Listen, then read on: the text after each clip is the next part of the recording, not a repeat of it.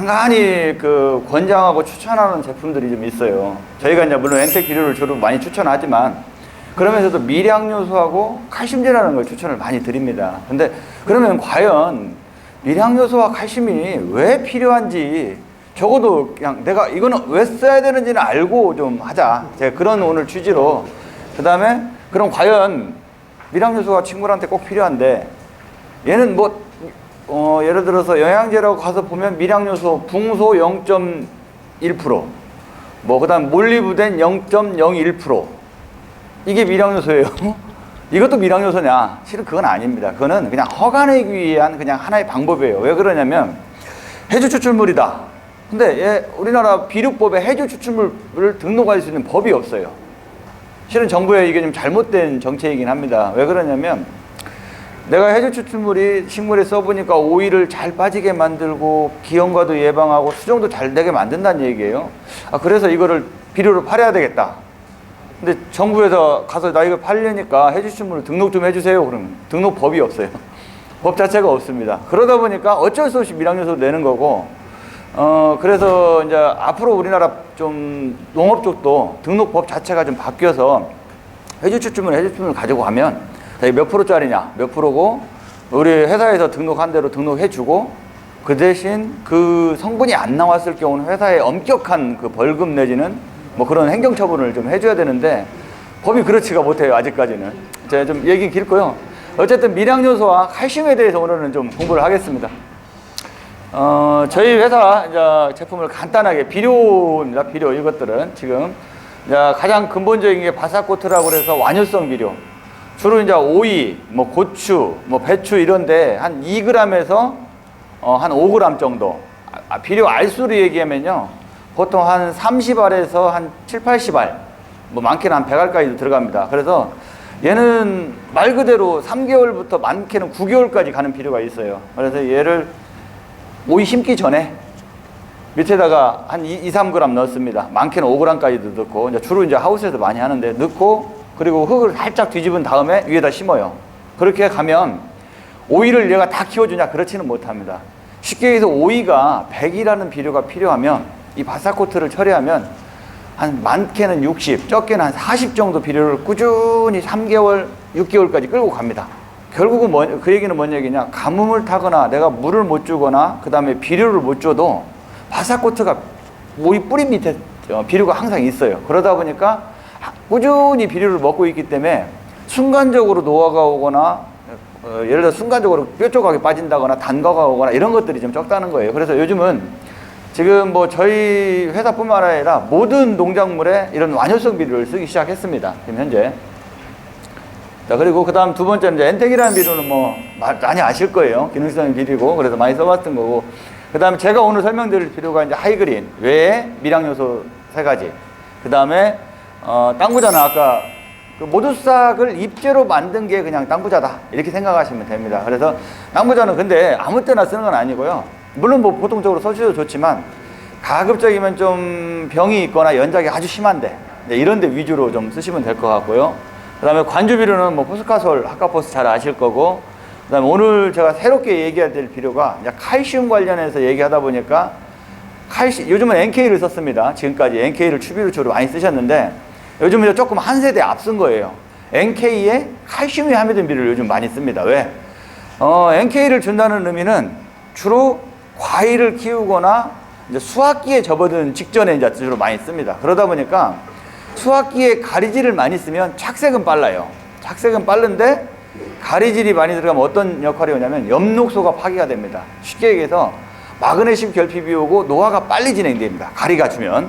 그래서 가리를 주게 되면 잎은 망가지고 과일은 빨리 착색이 되는 게 일반적인 예예요. 그래서 가리를 줄 때 칼슘을 주면 잎도 잘 유지를 하고 그 다음에 과일의 저장성도 좋아집니다. 열과나 이런 부분도 방지를 같이 하고요. 그래서 그 부분까지 좀 설명을 좀 간단하게 드리겠습니다. 자, 공부를 좀 하면요, 좀 이 바닥에 있어서 조금 그런데 식물은 통상적으로 기본적으로 15가지 필요가 있어야 됩니다. 질소, 인산, 가리, 칼슘, 고토, 그 다음에 김일우 대표님 얘기하신 유황. 규산은 없어도 됩니다. 그러나 규산이 있으면 굉장히 식물이 건강하게 크고 그 다음에 병에 강해집니다. 주사는 없어도 돼요. 그 다음에 나머지 미량 요소가 이제 붕소부터 뭐 오이 하시는 분들 배추 하시면 잘 아시죠. 붕소가 하나만 결핍이 되면 어떻습니까? 배추에 때가 끼죠. 때 코르쿠아라고 그래요. 코르쿠아. 예, 무, 배추, 토마토 뭐 이런 작물에 다 때가 낍니다. 그리고 망간이라는 식물은 어떤 역할을 하냐면요. 어떤 증상이 생기냐면 우리가 연맥이라고 하죠. 연맥. 쉽게 해서 양분을 공급하는 통로예요. 입 사이에 가운데 통로.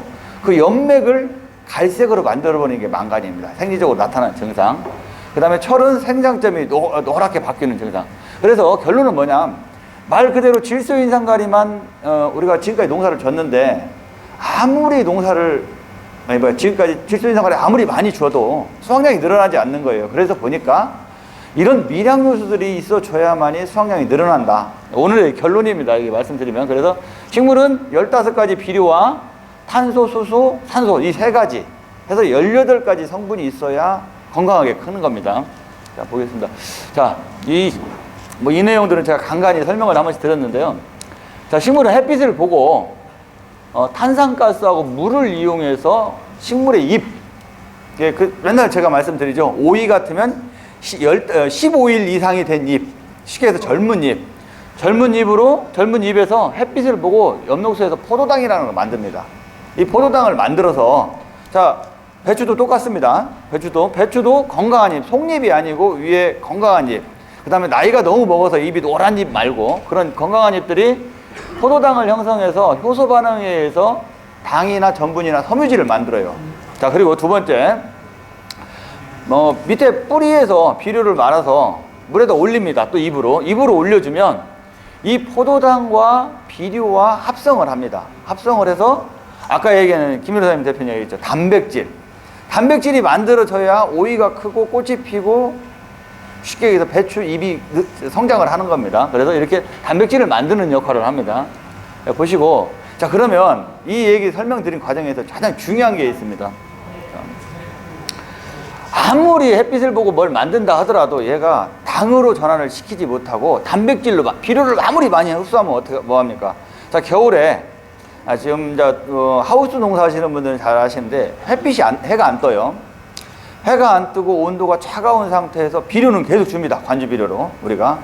그러면 만약에 오이를 겨울에 재배를 한다고 그러면 오이는 안 크고 잎만 시커매집니다. 계속 시커매져요. 그래서 나중에는 너무 시커매요. 까맣다는 느낌일 정도로 그냥 시커매집니다. 그 이유가 뭐냐면요. 입에 준 비료가 자꾸 농축이 되는 거예요. 입 안에. 농축이 돼서 입이 성장도 못하고 계속 시커멓게만 두툼하게만 됩니다. 근데 입에서 광합성을 하고 양분을 합성을 해서 단백질로 만들어서 빨리빨리 과일로 보내고 뿌리로 보내고 입으로 보내주는데 그렇게 못한다는 거예요. 그게 그런 과정에 햇빛과 온도가 가장 기본으로 있는 상태에서 이 효소 반응이 해야 되는데 그 효소 반응을 주로 일으키는 성분들이 미량요소예요. 간단하게 말씀드려서.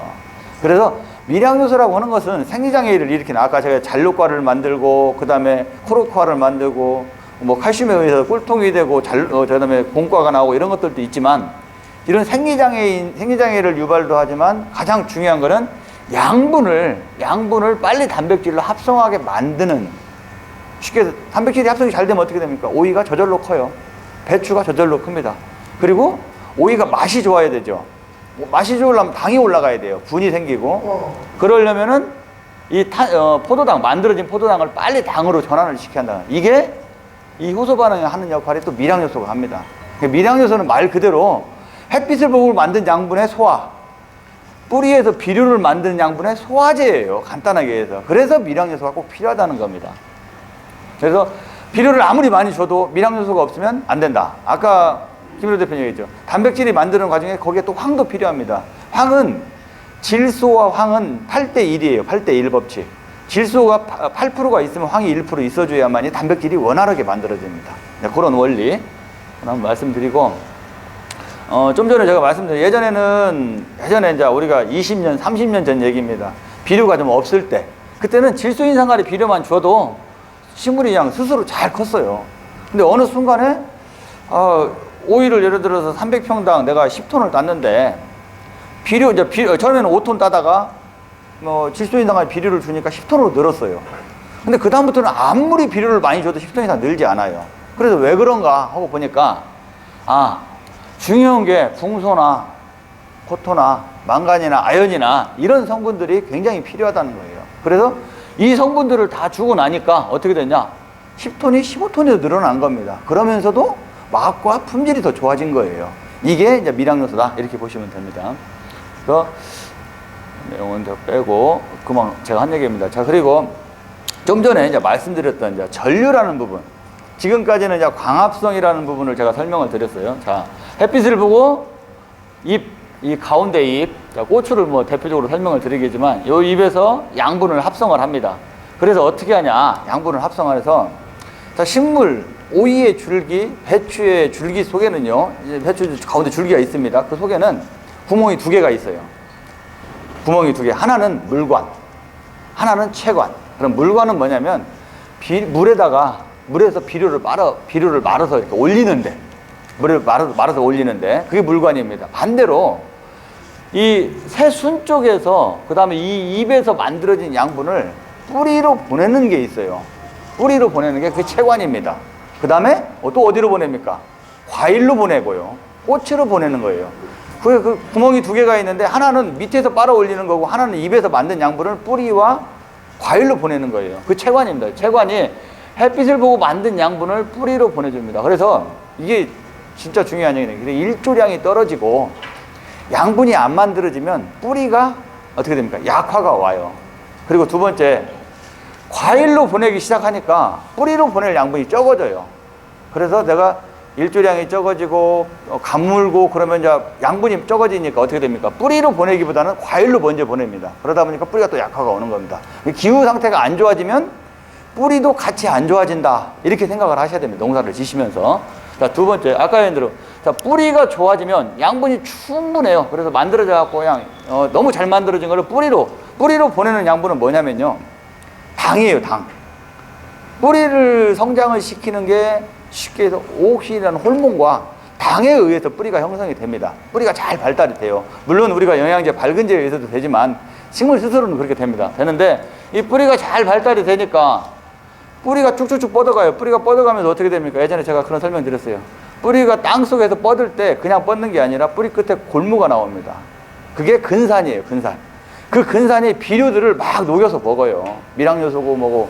근데 뿌리가 없으면 질소하고 물만 먹습니다. 뿌리가 잔뿌리가 많으면 근산에 의해서 이 근산의 활력량이 늘어나니까 결국은 비료나 물을 흡수를 충분히 잘해줍니다. 그래서 가뭄도 안 타요. 쉽게 얘기해서 가물더라도 더 깊이 뿌리가 뻗어 있기 때문에 가뭄도 적게 타는 이런 원리다. 그 과정에 광합성을 잘하려면 그 다음에 광합성이 잘한 잘한 것이 쉽게 소화가 잘 되려면 미량요소가 필요하다는 결론입니다. 뭐 계속 그런 얘기를 했는데 이건 이론적인 얘기예요. 그냥 엽록소를 형성하는데 실은 식물 세포 하나에 그 엽록소를 만들기 위해서는 꼭 마그네슘 원소가 하나 있어야 돼요. 그 마그네슘 원소 하나 외에도 실은 고토, 망간, 마그네슘 고토가 똑같습니다. 망간, 아연, 철, 구리 이런 것들이 같이 작용을 합니다. 그래서 우리는 잎이 예를 들어서 오이 잎이 희뜩희뜩 나타나요. 희뜩희뜩 해갖고 마그네슘 결핍이 옵니다. 어디서 와요? 오이의 바로 밑에 잎에서 옵니다. 오이 달린 밑에서 오는데 이게 희뜩희뜩 오면 무조건 마그네슘만 줘갖고는 해결이 잘 안 돼요. 그런데 거기에 망간이나 아연 이런 철 같은 미량요소를 같이 첨가하면 빨리 회복이 됩니다. 이 엽록소 구성하는 같은 요소기 때문에 그렇습니다. 그 다음에 아까 제가 잎에서 양분을 이렇게 보낸다고 그랬잖아요. 양분을 뿌리로 보낸단 말이에요. 당을 햇빛을 보고 만들어진 당을 뿌리로 보낼 때도 얘가 그냥 보내는 게 아니에요. 그냥 보내는 게 아니라 고토와 붕소와 아연 이런 성분들이 있어야 됩니다. 그런 성분들이 있어줘야 잘 보내요. 그걸 뭐라고 하냐면 양분 전류라고 그래요. 양분 전류. 자, 오이, 제가 배추는 모르겠지만 오이는 알고 있습니다. 오이는 아침에 해가 떠서 1시간 이후부터 오후 2시까지 하루 종일 만드는 양분의 80%를 다 만들어버립니다. 이미 70%에서 80% 이상을 다 만들어버려요. 이게 오후 햇빛은 없어도 오이는 잘 커요.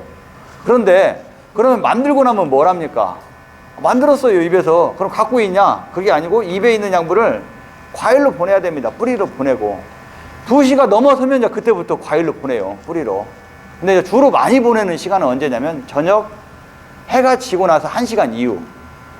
통상적으로 우리 7시라고 그래. 7시 이후부터 잘 보냅니다. 그래서 7시, 이제 하우스, 겨울에 저기 가온 재배하시는 분들은 저녁 7시 이후부터 온도를 잘 잡아줘야 돼요. 왜? 양분을 잘 보내게 하기 위해서. 그렇게 하는 게 원리입니다. 그런 원리예요. 그래서 밀양요소는 양분을 전류시킨, 보내주는 역할도 한다. 이 양분을 만들고 소화시키는 역할만 하는 게 아니라 양분을 보내주는 역할도 하기 때문에 이게 또 중요한 거랍니다. 밀양요소에 대한 중요성을 얘기하는 겁니다. 양분 전류 촉진 같은 얘기입니다. 그 다음에 아까 말씀드린 대로 뿌리가 좋아지니까 결론적으로는 양분 흡수가 잘 된다. 자, 그래서 밀양요소는 실은 밀양요소를 충분히 채우지 않으면 수확량을 더 이상 올릴 수가 없습니다. 지금보다 수확량을 더 올리기 위해서는 충분한 양분의 밸런스. 질소인산가리 또 안 쓰면 안 돼요. 질소인산가리 쓰면서 거기에 맞는 밀양요소를 적절하게 써줘야 된다는 얘기입니다. 제 얘기가. 그래서 결국은 광합성이 증대되고 양분을 잘 전류하니까 과일도 잘 크고 뿌리가 잘 발달이 되고, 뿌리가 잘 발달이 되고 나니까 어떻습니까? 물과 전체적인 비료, 쉽게 얘기해서 15가지 비료를 잘 흡수를 하게 됩니다. 흡수를 하니까 어떻게 됩니까? 다시 잎이 좋아지고 엽록손성이 잘 되니까 광합성이 잘 되고, 그럼 결국은 그렇게 하면서 자연스럽게 오이의 품질과 그 다음에 배추의 품질, 수확량이 자연스럽게 늘어난다. Here we go.